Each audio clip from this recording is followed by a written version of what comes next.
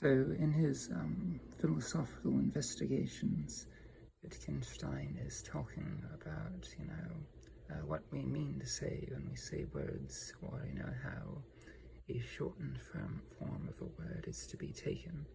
And at some point, he mentions that in talking about injecting theory, he notes that he is not consciously aware of other alternatives to this thought, or other meanings that are consciously in his mind.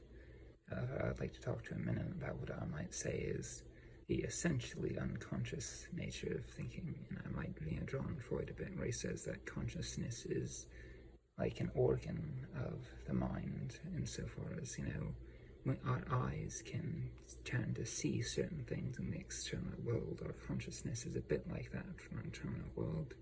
However, I might mention that we have certain ways of knowing things, say sight, hearing, touch, taste, smell, etc. And then one might also add that for many of us there is also a sort of a psychic version of these things, where we can sort of hear things in our head, we can imagine things in our head, etc., etc.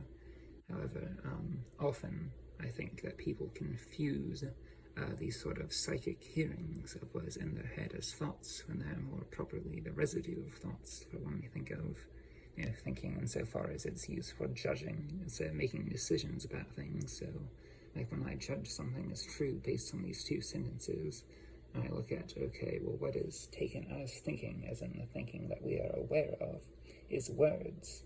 However, one cannot understand how via these words, thoughts, judgments are made, etc. The judgments are a process that we have no real access to. It is something in the background, and we can only know the results of said processes.